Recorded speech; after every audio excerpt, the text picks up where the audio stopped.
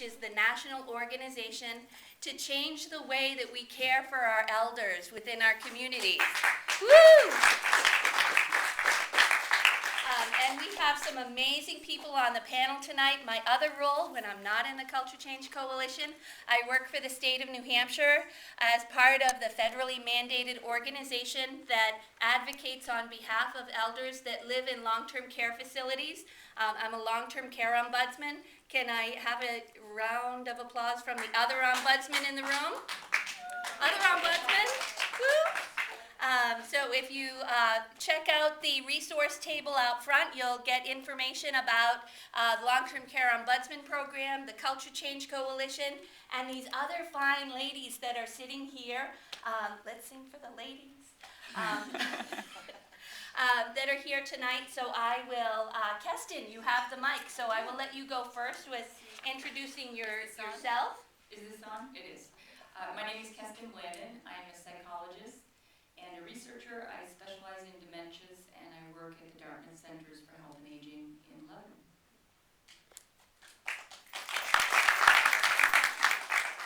I'm Hillary Cipher. I'm the Admissions and Social Service Director as well as Administrator in Training at Genesis Keene Center. And I saw this movie this past year through the Monadnock Film Festival in Keene, and we have onboarded the project at our center. Awesome. I'm Peggy Horsman-Hodes. I conduct song weavers and have worked at Concord Community Music School for many, many years, doing all kinds of things, but currently song weavers. An offshoot of song weavers is song healers, which is a group of people that goes to sing at hospice and the hospital.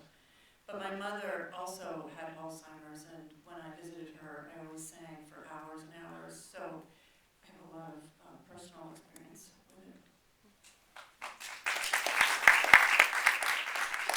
So, my name is Kate Watto, and I'm actually a recreational therapist. I've been a culture change specialist for years. We won't go into it. But, and I've also had the pleasure of working with the Greenhouse Project and Dr. Thomas. And as of recently, I just actually joined the Genesis team as their recreational therapy specialist for the Northeast. So I'm hoping to bring these kind of processes throughout 110 nursing homes. So. Hi, my name is Linda Goldthwait, and I'm actually a nursing home administrator, and I work at Havenwood Heritage Heights here in Concord, New Hampshire. I'm here this evening representing New Hampshire Healthcare Association, which serves and functions as a resource to all the nursing homes and assisted livings in the state of New Hampshire. Thank you. Oh, yeah, I'm a nurse too. I forgot. So let's start out the conversation. Pego, if you could just share a little information about how you've used music therapy in the past, and especially with your mother who is living with Alzheimer's. Oh, wait. All right. Well, I do music all day, every day, so it's not a separate thing. Therapy is not a separate thing from doing music. Music and therapy, you know, as you can see in the movie, it's an adjunct when therapy needs to be a category, but if you're just doing music, it's not therapy, it's just your life, and it's just what you do. So, I think, you know, one short story with my mother, we had a song we always sung, let me call you sweetheart, I'm in love with you. My grandfather used to sing that all the time. We always sang it at family reunions, and they had some music. They had a very good music program in my mother's home, and she was there for 4 years. But when I went, I would just sing for hours, and I would sing that song every time. And even when she was towards the end and had very little connection and didn't know who I was or anybody was, when I sang that, her eyes, and I would go up to her and sing in her face, and her eyes would light up, and she would know we are connected through that song. And that would happen time and time again. I remember singing something, and there was a man in there who had not, he was a trumpeter, and he had not played music for years. And we sang My Funny Valentine. And the trumpet note, it was either that song or another one, but he had, the rec director knew that he could play, and she would put the trumpet to his lips, and when I hit the note, she would sing the note, I was singing the note right in his ear, and he would blow the exact note, which if you've ever played the trumpet, which I haven't, this is a challenging thing. There's more than just hearing the note, there's getting your lips, there's getting the right valve, there's getting all these things together. It was just astonishing. He sang My Funny Valentine with me, start to finish, standing up one time, and he couldn't speak otherwise. So, I mean, the stories go on, and it's, I just want to say about Concord Community Music School, we have a music therapist on staff, Julianne Hartley, who is wonderful. And Songweavers has become this place where people get to sing and they have this experience of connection, and it incorporates really daughters, young kids, all the way up to our oldest woman is 90, and the experience is just being together. It's that engagement, it's that connection, and those memories that get tapped in just are always there. Is that what you had in mind? So, thank you. So when you're talking about making those connections and looking at responding to a person who has difficulty with memory, Keston, if you could just talk for a few minutes about the benefits of a program like this, especially with people that are living with early stages of memory impairment. Okay, well, I'm doing some work right now with people in early stage. So first let me just respond about people that are beyond early stage, like in the film facilities. You know, as we all know, it seems as though the frontal lobes and the language centers are the first to be hit in dementias, particularly in Alzheimer's. And so the non-pharmacological treatments that we train people on in facilities, but also family caregivers and other types of caregivers, is to really start to respond to the person emotionally and be able to understand them emotionally, and the best of them can resonate with another person emotionally. And that is what music taps into, because music is emotion expressed. So that's where music can tap into that emotion. And when a person's emotion can be tapped, even if it's sadness, even if it's you know, a painful emotion, it still can be soothing because it can be relieving, and also that you resonate with someone else. And that is what the non-pharmacological interventions that are being done with people with dementia in homes or elsewhere are more effective than any of the drugs that they use. They take more time, they take more effort, they take more staff, but they're less expensive and they're more effective. So with early stage people, you know, they're more functioning, they can still talk, they can still have a lot of the language skills, they're very high functioning. So one thing that we're doing at Dartmouth, we have a pilot program starting this month with photography. So it's a different form of art, it's not music, but we're training them on a very simple photography method, and they're going to take pictures from topics that they choose in their life that are important to them. And we're working with a local professional photographer, and we're going to go through them and talk about them, sort and sift them, and they're going to eventually have them put together into a collage that speaks about their life imagistically, so that they don't have to draw on deficits of memory or language. And we're going to have a public exhibit in that way. So there are different ways to work with it.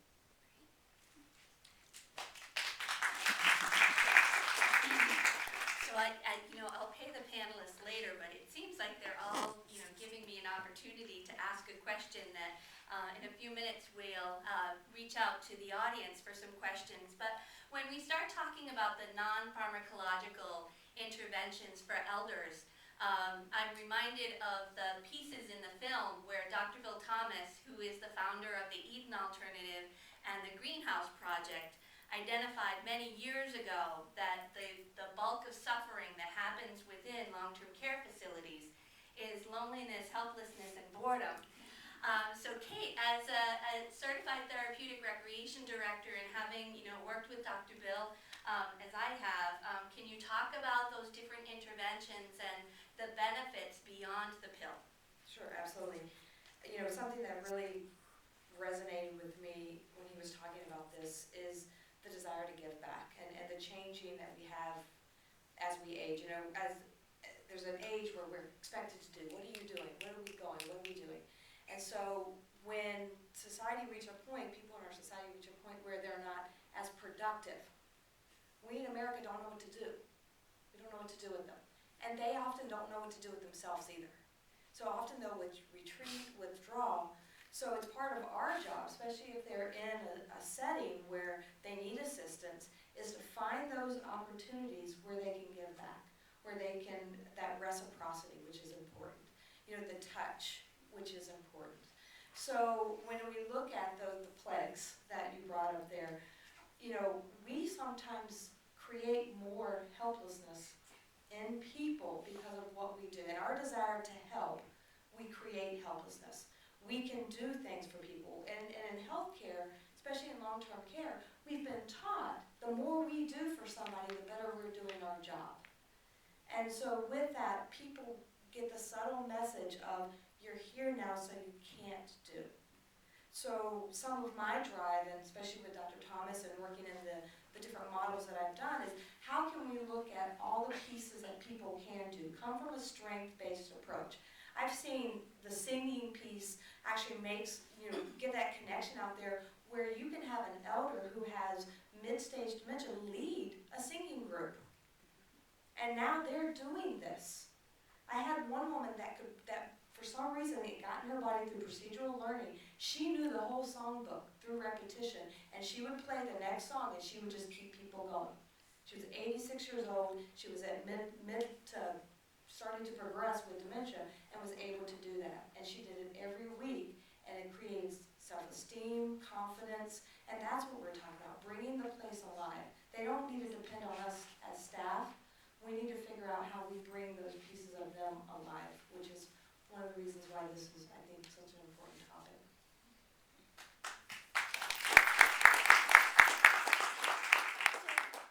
Hillary, as an administrator in training and as someone who's working in a facility that just started working with the music and memory program, you know, first, what were some things that drove you to get a program like this started? And what are some of the initial benefits that you're seeing at your facility? Well, like being in this room tonight when I left, when the film ended at the Monadnock Film Festival, it was shown at 11 a.m. on a Sunday, and it was pretty packed. And the energy in the room when the film ended was unbelievable. And there were physicians there and local politicians, and one of the greatest feedbacks, which is happening here tonight, is everyone in the room was saying, if we could get this shown at a state level, the state of New Hampshire would probably back this, funding-wise. And I think the more it is shown, the more that's likely to happen. So I just kind of decided it was something I really wanted to do. I emailed the Music and Memory Project, Dan Cullen, and they responded and let me know that other Genesis facilities had initiated the project as well, so they were giving somewhat of a discount, and you are able to sign up to do a 3-day webinar with Dan Cullen live.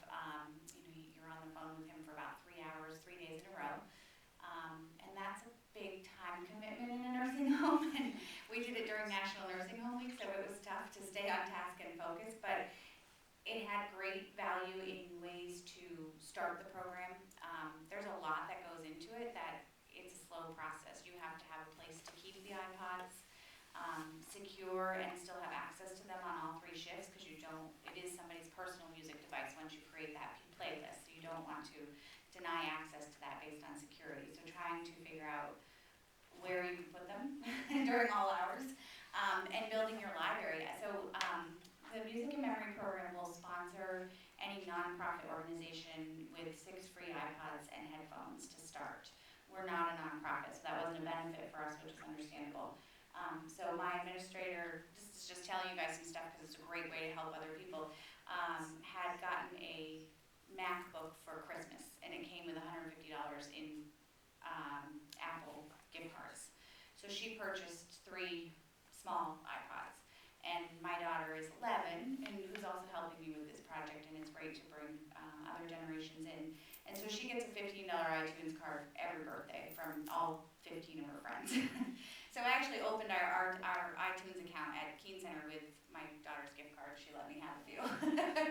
So we are really just starting out. I'm actually using, my first two iPods went out this past week and a half or so, and one was to a highly functioning schizophrenic patient who knows every song ever played and had every album, and she was inspiring to create the first one because we play music in the dining room quite often, and every song that came on, she knew the artist. I had this album, this was the year, so I created an iPod for her, and then I also created one for a patient of ours who has Huntington's, who's very similar to the younger man with MS who's completely bedbound that you saw in the movie, and that clip had inspired me because he doesn't have anything, and he spent his entire young adulthood going to live concerts, AC/DC, Journey, the Rolling Stones, and I sat with him one day and he listed them, so we created a library for him. And, I have not been able to fill their iPods yet because it's a 99 cents a song, but you have to be willing to start small and you have to be willing to know that it's going to work. And so when I put the iPod on my female patient for the first time the other day, she was outside and she wanted to try it, so they were out in a group and we wheeled her over a little so she could have some privacy, and she just, it's just like you see in the film. She just lit up and knew every song that was on it, and every time a new one came on, she would say, "Oh, what a night," she'd say, back in 1960. So it is inspiring, and sometimes you have to be willing to say, it's okay if only 2 people start, and if we can inspire families who are seeing it within our nursing home, and people want to make donations, or if your children have the 20 gift cards at home like mine do, then use them because it really does make a difference. And so we're in the beginning stages, but it's happening.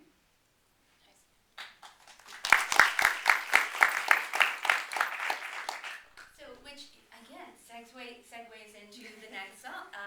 Song. I am not singing. I'll tap my feet. So, Linda, as a member of the New Hampshire Healthcare Association, the Healthcare Association works with members to get information out and education out. We've talked about iPod drives. Can you just talk for a minute about how the Healthcare Association supports its members, and then, even from a personal level, as an administrator or director of nursing, how you see these interventions affecting people in New Hampshire? Thanks. That was a very loaded question. I know that you like to talk, so I just gave you a whole bunch of stuff to talk about. Here we go. So, the first thing I want to say is every time I see Henry, my reaction is as profound as it was the first time I saw Henry. And I've been showing Henry for quite some time in all the nursing homes I've worked in, and it's been a lot. I've had a lot of exposure, especially in this state and a couple of other states. The other thing I want to say is I've been a member and a part of New Hampshire Healthcare Organization, which really, truly, honestly, you need to read up. We're very committed to the quality of life for people who live in nursing homes or assisted living in the state of New Hampshire. And one of the things that we bring to the table to our members is resources. And that doesn't mean we have $1 million. It essentially means we can help people activate the resources we need. For example, in some of our most recent committee meetings, and I happen to co-chair one of the committees that is really all around the regulations in the state of New Hampshire. And if anybody knows anything about nursing homes, it's all about regulations.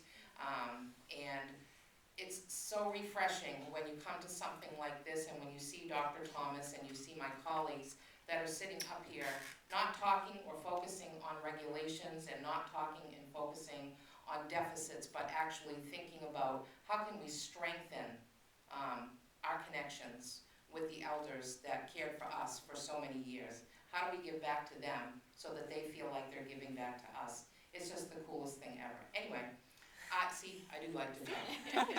So I co-chair one of the committees that's very much around what happens from a regulatory standpoint. And really, everything that we do and the work that we do every single day is really all about relationships anyway.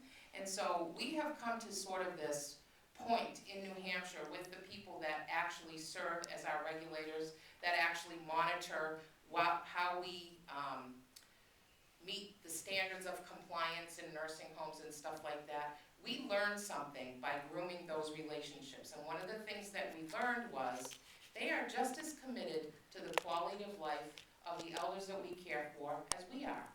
Oh, wow. So we have created tremendous relationships as an organization, New Hampshire Healthcare, but also as all of the providers in the state, to kind of come up with and think about ways that we can actually work together to impact the lives of the seniors that we care for. So one of the things that we've been batting around lately is how can we actually get some money, grant money, for all the nursing homes in the state, because if you're working with federal funds, it has to have a statewide impact. So how can we get our hands on some of that money to do something much like music and memory projects and things like that. The only other thing I want to say about New Hampshire Healthcare is there's also a lot of resources that are activated on a regular and ongoing basis related to how people learn about things like this, how people learn about dementia, how people learn about leadership and facilitating these types of outcomes. We can get people in touch with resources that actually does impact the quality of life. There's a million things, and I could talk all night, but I know you don't want me to. No. Actually, Linda, that was a very good point to raise. The New Hampshire Culture Change Coalition has been sponsoring a series of education events provided through a grant with the Pioneer Network. And one of those education sessions included the Henry video and looking at the quality innovations within facilities and quality improvement. And the survey agency, which is the regulatory body for nursing facilities in New Hampshire, actually reached out after watching that video to say, can we have a copy of that to show the rest of the regulators in New Hampshire? And the regulators want to go after the money to provide this to homes in New Hampshire. Isn't that awesome? Sparked memory. A long time ago, I was a director of nursing for a fairly large nursing home in New Hampshire. And it was my first job in long-term care. And back in those days, you didn't get any training on how to lead a group of healthcare workers. You just, if you had good clinical skills, you were thrown into the job. And you were told, wow, you'd make a really good director of nursing. And as a nurse who had been working for several years, it's like, oh wow, I'm getting promoted. Well, it was probably the worst year of my life, but it was also the best year of my life. But if I didn't learn one thing, this is what I learned. We had one of those secure units where you take care of residents who have Alzheimer's disease or other dementias. And there was a lady, and her name was Mary. And Mary was one of those people that you could never approach to do care, and every day was a constant battle. They would walk up to her and she would scream and she would pinch and she would bite and she would shut down, and it was terrible. So what happened? We avoided her, right? Someone got really smart. Someone figured it out. One morning I heard this really loud music coming from the day room. That's when we called them day rooms. Now it's called common areas or something like that. And it was some swing band. Give me a name of a swing band. Glenn Miller. What? Glenn Miller. Glenn Miller, that's who it was, thank you. And all of a sudden, we watched Mary. She started tapping her feet, snapping her fingers, and moving around, much like Henry, much like that gentleman from the war, I can't remember his name, sorry. John. Anyway, John, thank you.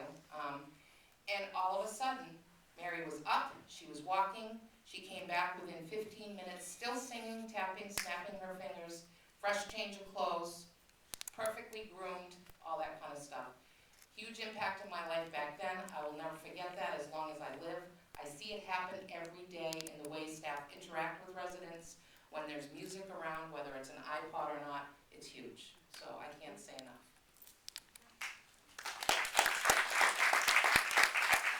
Linda, I remember when I was 16 years old and had just started working in nursing homes. That was a long time ago. I won't say how many years. I can't remember But when I was the in school. only way that this woman would agree to go into the shower with me was if we sang "You Are My Sunshine," and I still remember to this day that we had to sing, "You Are My Sunshine in the Shower." Any questions from the audience for our panel? For those of us who have not yet reached the stage where Alzheimer's or Parkinson's takes effect, or any of the other diseases which we have seen to effect in this movie, in the possibility that of it actually happening to us when we do reach that age, would listening to music in this day help us prepare for that time? And if so, what is the best possible way to use that music? Panel? I'm just gonna take that. Yeah, I think that's yours. I don't think there's not a direct answer on that as far as to say what I know from research, if that will help you in the long run. But I know that from research, a very real phenomenon is called cognitive reserve. And this happens in individuals, it's a marker for it is individuals that have advanced degrees, but you don't necessarily have to have an advanced degree to have cognitive reserve. It's just that people with advanced degrees typically are very mentally engaged and curious and learning throughout their life.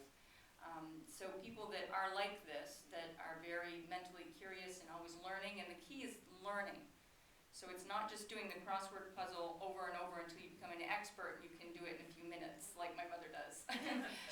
It's always learning. And people that do this have what we call a high cognitive reserve, which basically means if you think of the pathology in the brain, whether it's frontotemporal or Alzheimer's disease, the pathology in the brain as traffic jams, someone with high cognitive reserve has many more pathways, many more roads and bridges to take around the traffic jam.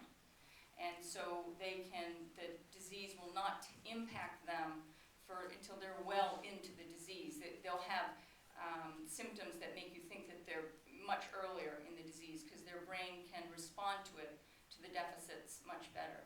So thinking about music and, for a younger person or someone who is cognitively normal and doesn't have Alzheimer's or dementia, or even someone who does, if you're always learning, if you're always engaging in new things with your brain, you will, and particularly emotionally, because it's emotion, it's two things lay down tracks, neuronal connections in the brain. It's emotion and repetition. So if you're always doing that, and you're always engaging yourself emotionally and intellectually in life, you're building a cognitive reserve. Yeah, you're welcome. Anybody else in the panel want to respond to that? Sure. Maybe respond. Hi, I'm Peggy Center, and I'm privileged to work with Pego at the Concord Community Music School. I can answer your question first. There's making music, and beyond just listening to music is wonderful, but there's a lot of research about making music uses so much of the brain that the research shows that it builds that cognitive reserve, and there's research from babyhood on through life. And if you don't mind, I'll just take this minute to say all the things I was going to say. We have a number of resources out on the resource table that I brought. Julianne Hartley, who's our certified music therapist on our faculty, has a number of research sightings that are on some sheets that we put out there. And there's also a wonderful letter from one of our 90-year-old students. We have two of them right now. And she cites exactly that. She said, "Thank you so much for the financial aid for my piano lessons. I absolutely have added brain cells because of this." I mean, she's a pistol anyway. But a number of our older adults are making music actively because it's fun, but they also know that it's helping their brains stay healthy and active. One of the exciting things about tonight is, for those of us who do this work, and for those of you who aren't familiar with the music school, a piece of our mission statement says, "For all ages and abilities." We take that so seriously. In our music therapy work, 50 students and clients a week.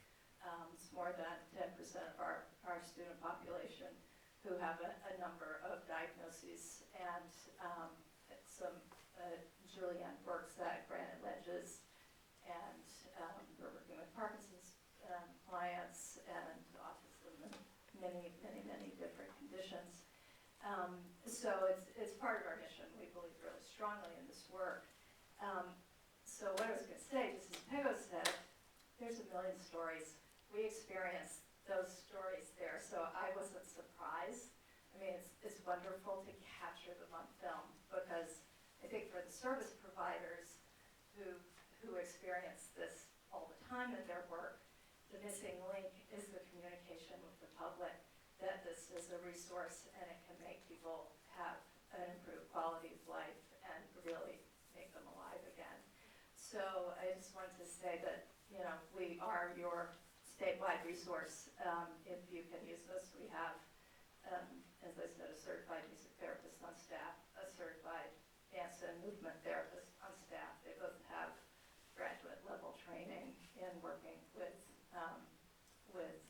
individuals with Alzheimer's and many other conditions. We have a number of faculty who really believe in this mission, who also have invested themselves, like Pego has, in a particular interest in delivering music to people that need it. So we're here for partnerships. We have a number of them, and I think what's so great about tonight is the power of film. And thank you so much to Dan Cohen and all of the funders that made the film possible to let the world know that these things can make a difference. And if you haven't read Musicophilia by Oliver Sacks, it's very powerful and can give you a number of stories as well. So.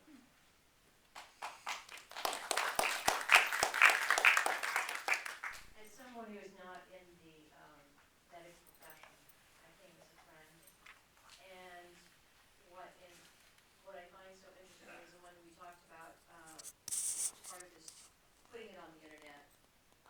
My entire family is internet-based. We come from a technology background, and watching the young people come into these nursing facilities to do the music. And I guess my question would be, are copies of Alive Inside available on DVDs? Because this would explode if we could share it with family members who are of a different generation. They are searching so much to find something worthwhile to contribute, and yet they don't want to give up their sort of specialty, which is this internet, this technology passion that they have.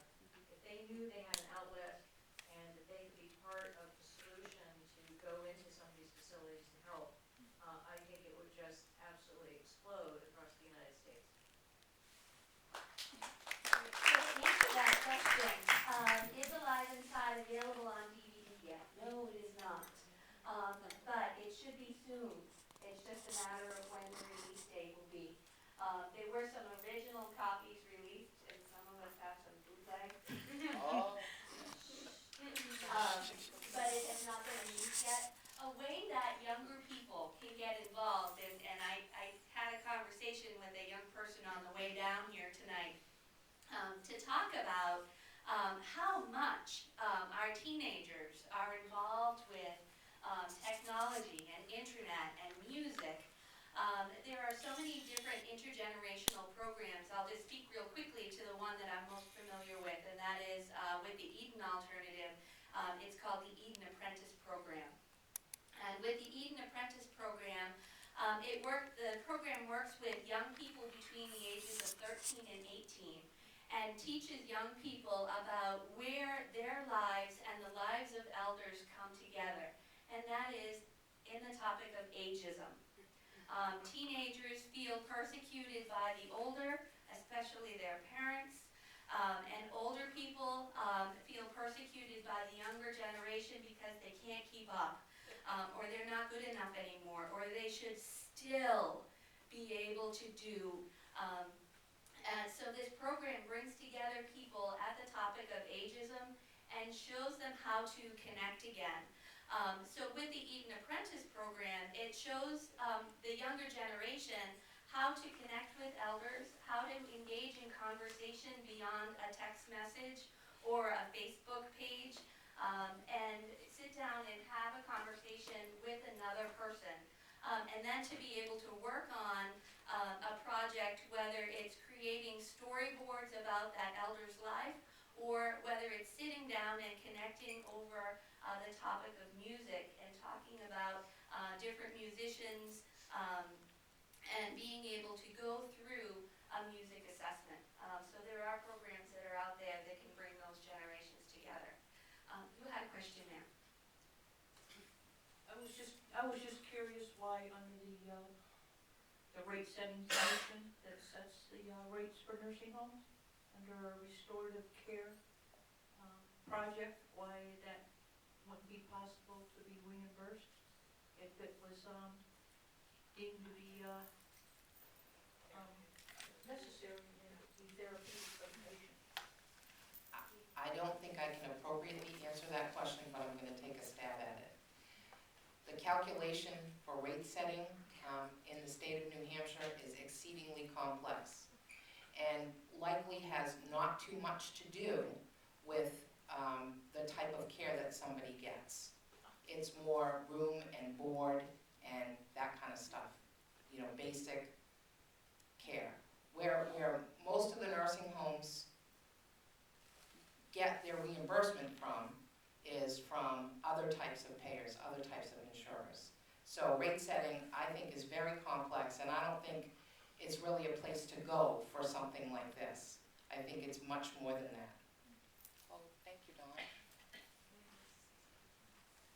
If I may just follow up with that, in New Hampshire, the rate setting situation we have is actually called an acuity rate-based system, which is that we look at the level of care needs of each resident and do an algorithm based on that. And the facilities that have the most demanding residents get a higher rate of reimbursement than those that have the less demanding residents. So there is a component in it, but unfortunately it is based on that, and it would not necessarily lend itself normally to being able to absorb this as a therapeutic feature. Meg, you wanted to make it. Yeah, just Thanks, darling. my name is Meg, and I work with elders. I have the honor to do that.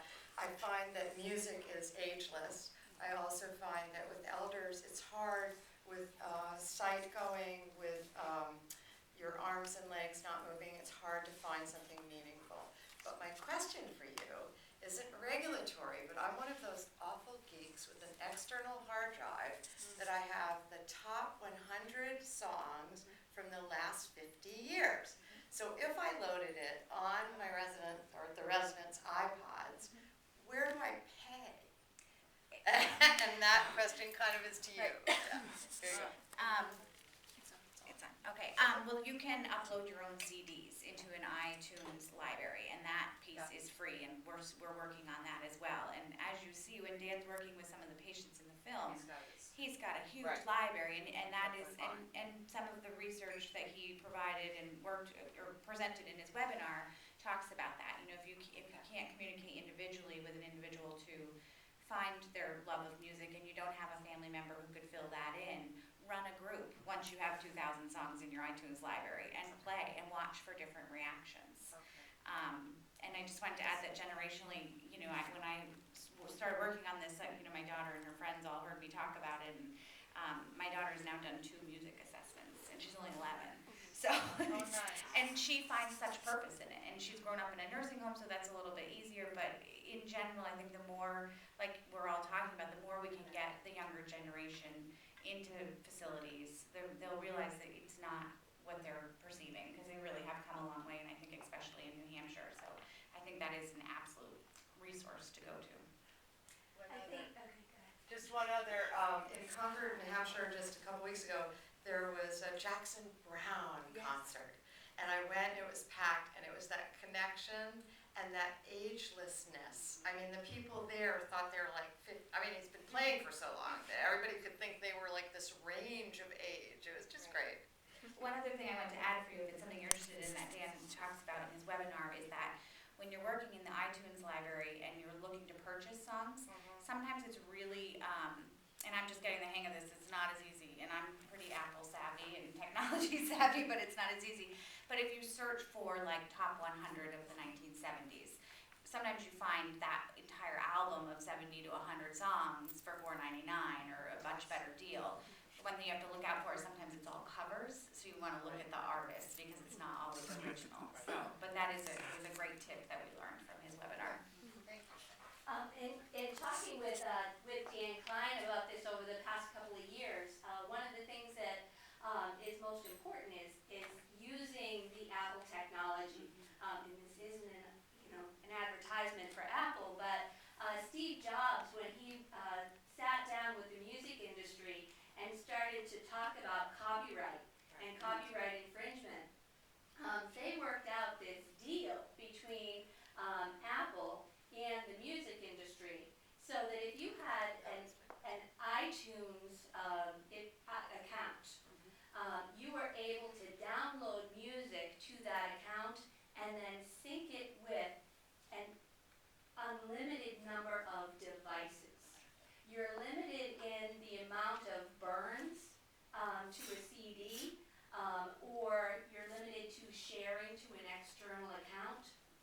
But if your facility, and correct me if I'm wrong, if your facility or you at home set up an account, then you can set up an unlimited number of playlists.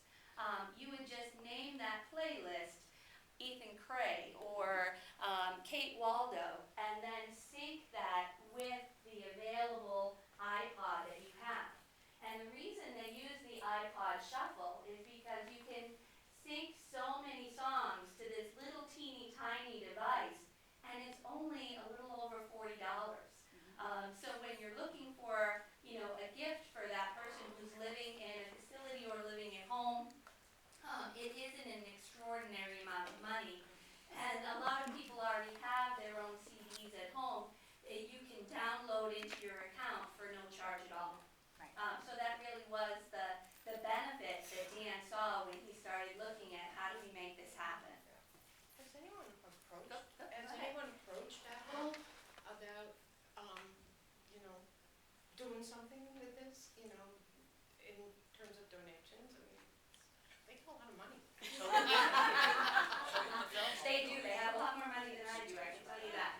I'm almost positive that Dan has explored that avenue, but I can check with him again, no stone unturned, as he would say. You had a question, sir? Yes. I work primarily with adults with acquired brain disorders and traumatic brain injury, and I know they're spending more time in long-term care facilities. How are they responding to this? And I also work with a population of people with intellectual disabilities, and have we tried any of that? Even though some of the folks that I work with are nonverbal, I'm assuming that everybody just constantly hears the music in their surroundings. And have we worked with people like that? Anybody want to answer? You want me to? And we haven't specifically, I think you're right, we do see that population more and more in long-term care. I can't see that there would be a difference. I think the nonverbal that you see with Henry initially is very similar. And I would think you would see the same reaction. Yeah, from a brain perspective, you would. I haven't had experience with using music with those populations, but just from a brain perspective, it should work with any brain. So to answer that question from an individualized approach, you would gear your music for the playlist, or you would gear the response from the individual, much like you saw on the movie with Mary Lou. They weren't able to ask Mary Lou specifically what music she enjoyed or names of songs that she enjoyed, but what they did was they watched the way that she responded to music that they played little clips of. So you would do that through your music assessment. You would look at, cognitively, what type of music does that person respond to? And I wouldn't limit it to, if you had a person that had the cognitive cognitive ability of a 5-year-old, to limit that music to something that a 5-year-old would like, or vice versa. I can tell you that music expands, and it's capturing that beat of that person and where it affects that person emotionally. I recently got lucky. I met an individual who just happened to have a Van Halen tattoo on his arm. And this is somebody with a very extreme brain injury and does not speak, really doesn't respond much at all except displeasure with personal care. But I was lucky enough to see that Van Halen tattoo on his arm and had asked the facility he was in, he's in the process of moving into the community in my program, had they ever played music for him at all, knowing that he came to their facility with rock band t-shirts and this tattoo, and they said no, we haven't thought of that. So, you know, the importance of this movie getting out to facilities that have dozens of people with traumatic brain injuries and acquired brain disorders, I think is significant. Lori, you want to? Yep. Hi, my name is Lori. I have a special needs niece. She's globally delayed and has capacity of a 4-year-old, and she's 18 now. She can sing every Disney song. And all those news, she's great. She's in musicals at school. And so I think music is fantastic. Thanks, Lori.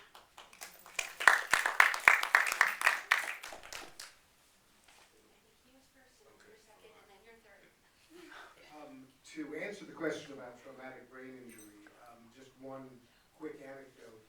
My name is Paul Rhodes. I served in Congress, and I think it was in 2010 that my colleague Gabby Giffords was shot and suffered a terrible traumatic brain injury. She had extraordinary care and rehabilitation, but one vital component in her rehabilitation was music therapy. And I currently serve on the National Council on the Arts, which oversees the National Endowment, a seriously underfunded federal agency. And one of the things that the National Endowment has begun to do is to reach out to other federal agencies with a lot of money to make sure that the arts are being, that we're finding other ways to inspire other federal agencies to use the arts.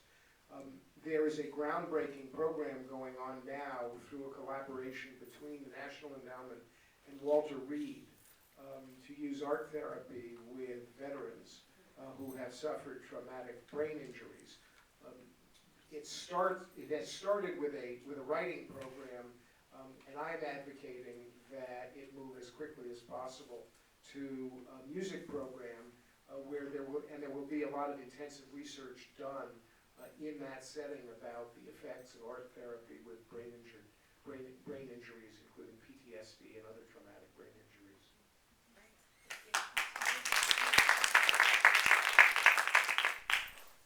Along the way, I thought I heard references to changing the culture, and I saw a few brief references, I think too brief, to just that in the film. So here's my question.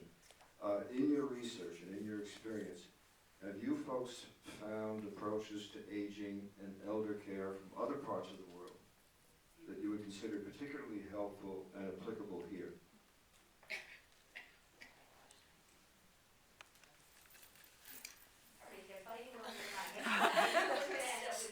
Yeah, so there has been quite a bit of going outside this country to look at different things.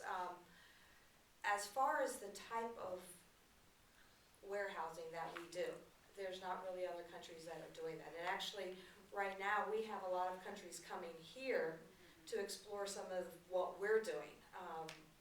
The company I just was working for, we had people from Australia coming in and taking a look, and it's specialized in memory support.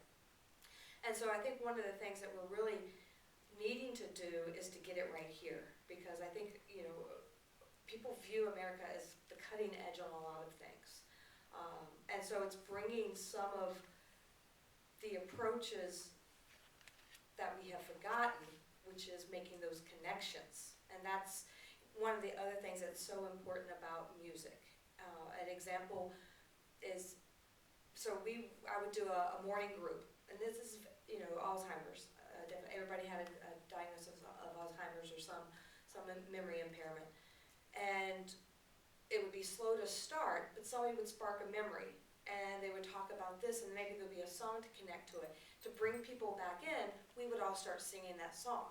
As soon as we sang that song, now we were able to create more connections, and it led to something else. It's called threading. It's where you take what one person says and you build off of it, and you make every answer the right answer. And now you've got the residents talking to each other and building connections and the flowing with that. And often music is what starts that going, because they have that common link of, let me call you sweetheart. They know that, and so there's an experience that comes up from that. I remember having an hour-long conversation about Revere Beach, just because it had all the old musicians, and they would go down and dance and everything else. And now then we bring out the computer, and we're showing the bands and the different things that are going on. And so that's the kind of stuff we've got to keep doing, because people are coming over here to look and see what we're doing. And we don't want them to repeat the lessons that we've learned that we wish we could undo. He talks about, we spawned off of this idea of hospitals. And if we could go back, and Dr. Thomas is famous for saying this, if we could go back and do it all over again, do you think we would create the same system we have now? And so we don't want people to repeat our mistakes. And that's what we're pushing when people come to visit us. So are we looking at other? If I could, let me just comment on that and answer a little bit more of your question, and then I will give it to that woman and then to you. About how we're changing the culture of aging. To build on Kate, a lot of the philosophies are starting here in the United States. But what we see is that the people that are looking at those philosophies in the United States are going to other countries to look at the research that they've put together. For example, the use of antipsychotic medication for people that are living in nursing homes. There was a huge research document that was put together based on years of study in the UK. It was the Stephen Bader report. And the results of all of that research determined what we already knew, which is that the pill doesn't do anything. It makes us as caregivers and family members feel better that we've given somebody a pill to make it better. But it really doesn't do anything for the individual. And what they actually saw was that the medications were causing harm. The United States found that research by Dr. Stephen Bader, and then they turned around and said, well, we can't trust the UK's data, so we're going to do our own study on antipsychotic medication. So we spent all kinds of money at a federal level looking at antipsychotic medications, and guess what? We found out that this research was exactly the same and showed the same information. The only thing that was different was that 2 months into the research in the United States, they actually removed 2 of the medications that were being tested because they were causing mortal harm to the individuals that were taking it.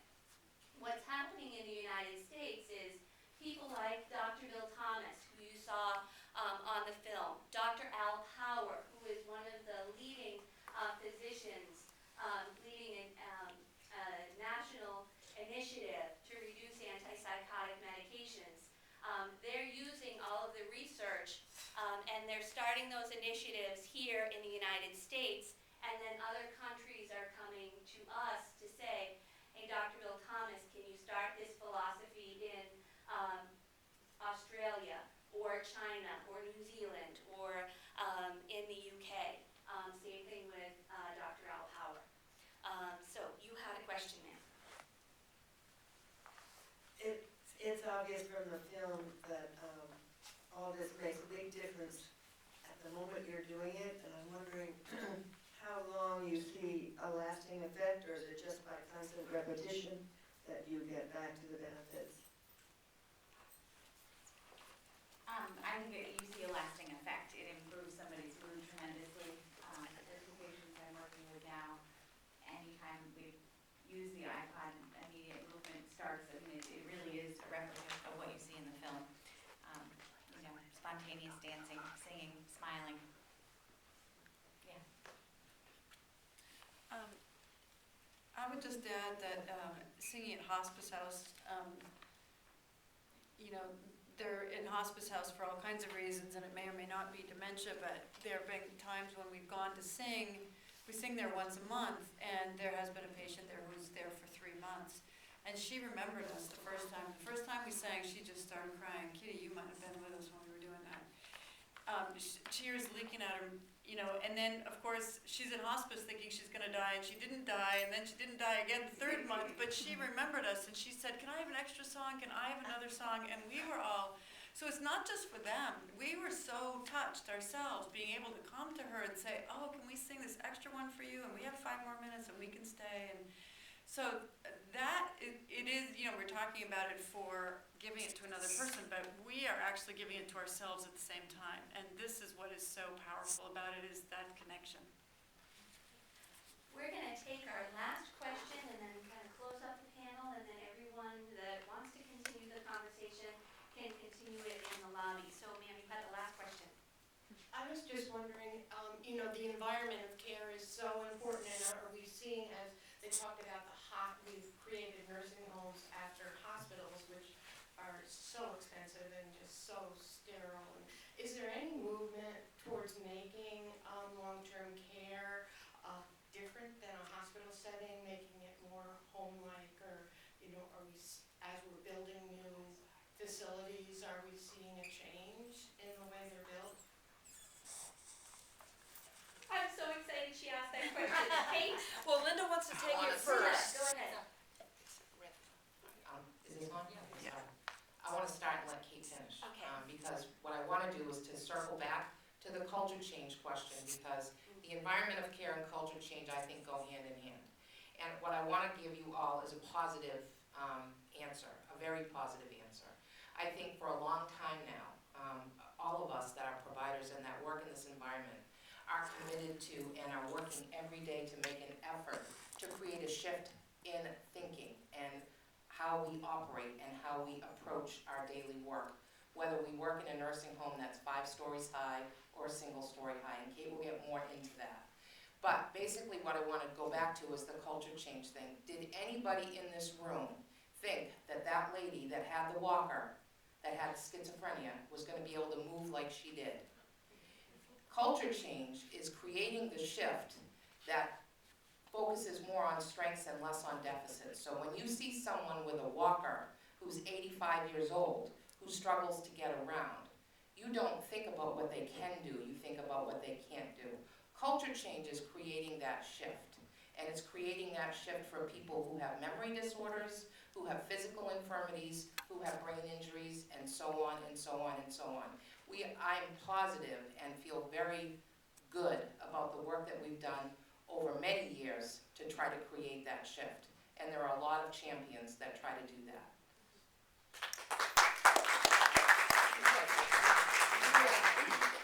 So I would say yes, first of all. Short answer is yes. The longer answer is it's very difficult, especially there is very few new builds.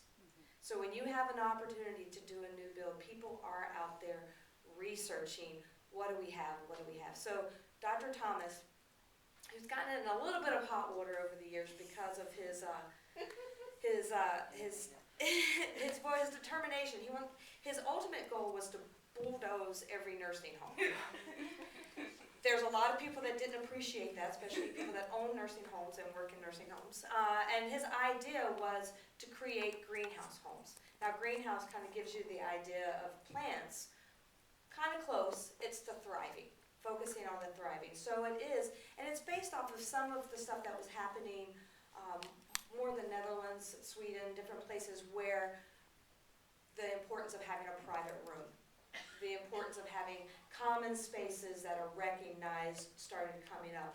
So Greenhouse homes are small homes. They're not home-like, they are homes where every resident has a private bedroom, private bath. They have a communal den, not day room. They have a kitchen that is accessible by everyone. And they often have, they also have to have private outdoor space that they can access freely. With that, we start now getting to regulatory issues, which there's been great partnership, great movement on regulations to allow for a decrease in what we like to call surplus safety. There's also some movement on reimbursement rates, but you can imagine that that's a model of care when the traditional care, the hospital care, is you have 8 to 10 to sometimes 12 people to take care of, and if they're all lined up in a room and it's boom, boom, boom, boom, boom, you get up at 8, you get up at 9, you get up at 10, you get up at 11, okay, everybody's up by lunch, we're good to go, now let's get them all back to bed, so for a nap, so you go to bed at 12:45, you go to bed at 1 o'clock. That's the system that it used to exist. So that's very streamlined. It's not person-centered at all, it's definitely not resident-directed. So now when you have a home where people have their own rhythms, their own life, yeah, it gets a little complicated when you've got 10 to 12 elders making their own pace, but that's what the self-managed work team works out. What it also creates is a very complicated payment source. It all comes down to payment source. Trying to work out a staffing model that allows that type of living environment, that type of private room, while still being able to cover cost. And cover cost for not just the people that can pay privately, but the people that are also needing some state assistance and federal assistance. So that's the struggle right now. So I think the where more people are going is they're looking at their current walls. And they're saying, okay, we've got these walls, the building's getting old, what can we do within these walls to make it more like a home? And there's been a lot of innovations, a lot of studies. Maggie Calkin has really spearheaded a lot of high impact, low resource innovations that you can do. And there's a lot of research on Pioneer Network's a great place to go for stuff like that. And I think that's where the majority of people are going. What can we do within the walls we have that create home? And natural mapping, which is important too. When you're talking about dementia, it needs to make sense. The mind needs to be able to filter it and naturally map. This is where my room should be. This is where the kitchen should be. This should be the den.